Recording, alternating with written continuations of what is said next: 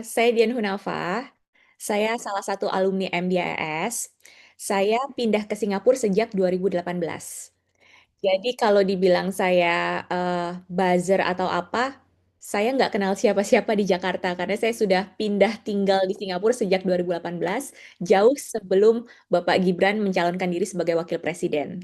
Yang waktu itu baru muncul katanya Pak Gibran mau mencalonkan jadi wapres, kemudian ada orang mempertanyakan ijazahnya. Di situ saya ya udah deh, saya sekalian aja ke MDIS nunjukin. Oh, dan ada yang bilang MDIS itu kampus ruko kan. Makanya Heeh, saya tunjukin nih heeh. kampusnya nih punya gedung sendiri, Iya, iya, ada iya. asrama mahasiswa. Jadi kalau orang bilang kampus ruko, ijazah bisa beli, di situ saya mencoba membuktikan. Iya, luar biasa, luar biasa. Nah, Kak, jadi sekarang artinya satu hal yang menarik menurutku adalah ketika video Kak Dian ini viral lagi karena menanggapi karena apa ya kisruhnya Mas Gibran, ada nggak satu perspektif yang barangkali mungkin sama nih dengan situasi kondisi di Indonesia. Apakah akhirnya Kak Dian sendiri menentukan sikap politik atau seperti apa? Karena jujur akhirnya Kak Dian itu diistilahkan sebagai ternak Mulyono. Itu gimana sebagai Bilang buzzer ya. iya buzzer gitu. Padahal saya nggak kenal siapa-siapa. Jadi Iya. sebenarnya di sini saya masih berusaha untuk netral. Saya Oke. cuma mau berusaha meluruskan ya. Iya. Karena tiba-tiba rame lagi. Tadinya saya memang nggak terlalu ikut campur urusan politik di Indonesia lah. Oke. Karena tiba-tiba ramai, terus jadi saya lihat beberapa cuplikan Oke. oleh beberapa orang yang di televisi nasional, Iya. mereka memberikan penjelasan yang agak kurang masuk ya. Maksudnya agak kurang tepat Iya. penjelasannya. Oke. Jadi mereka punya informasinya itu tidak lengkap, Iya. pengetahuannya mungkin terbatas, tapi mereka bisa dengan berani Oke. eh, menyampaikan opini pribadi, Oke. kemudian disertai mengolok-ngolok. Itu saya jadi kayak, kok gini ya? Iya. Jadi kayak tontonan yang kurang beradab jadinya kan. Cocok. Jadi saya di sini tuh cuma mau meluruskan biar masyarakat Indonesia tahu ini loh perbedaannya sistem pendidikan di Indonesia sama Singapura Iya. memang beda gitu. Betul. Jadi jangan perbedaan itu ditutupi, Iya. kemudian ditambahi opini pribadi, Iya. kemudian ditambah ajakan untuk membenci. Itu kan jadi pembodohan publik Betul. gitu. Betul. Jadi Nah, di sini saya sebenarnya mau meluruskan aja. oke, meski kemudian Kak Dian lebih mencoba memberikan meluruskan tentang sistem pendidikan yang banyak orang salah kaprah menilai Singapura dan akhirnya kemudian memang ini kepentingannya untuk mendowngrade Pak Wakil Presiden. Bahkan sekarang kan di Jakarta lagi ramai dengan istilah pemakzulan terhadap beliau. Nah, sekarang pertanyaan pentingnya adalah sebenarnya Kak Dian ini mengenal Mas Wapres itu seperti apa?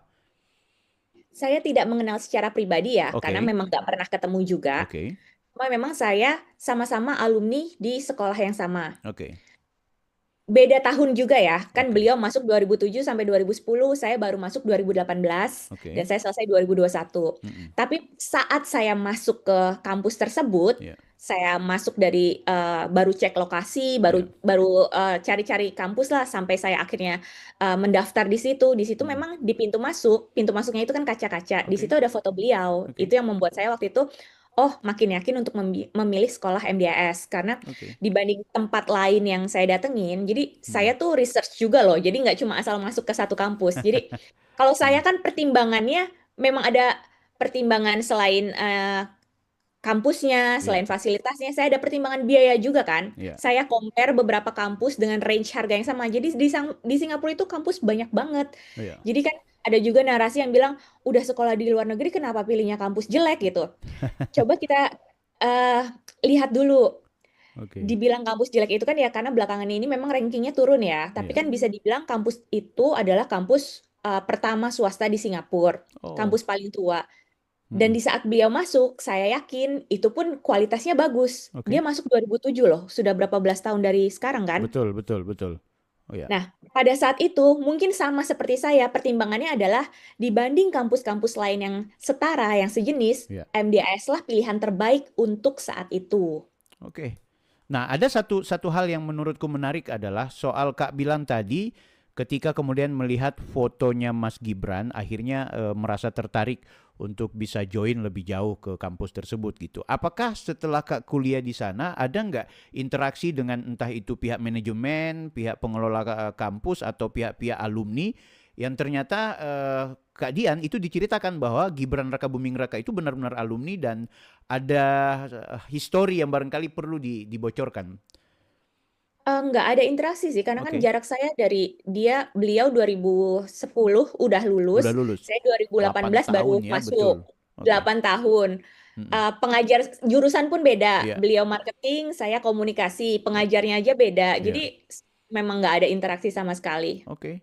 Tapi foto-foto itu 2018 bagaimana Masih ada. kemudian langsung ditokohkan Mas Gibran? Waktu itu kan beliau belum jadi wali kota. Ya. Jadi saat itu 2018 nggak cuma foto Pak Gibran, jadi Oke. ada beberapa alumni lain yang terkenal. Oh, oke. Salah satunya itu putrinya Presiden Mugabe juga kuliah di situ. Oh, iya. Ya, jadi beberapa foto alumni yang terkenal dipasang di situ. Iya. Nah, makanya itu 2018 kan memang beliau belum jadi wali kota, tapi saat itu kan sudah jadi anaknya presiden kan. Cocok, betul.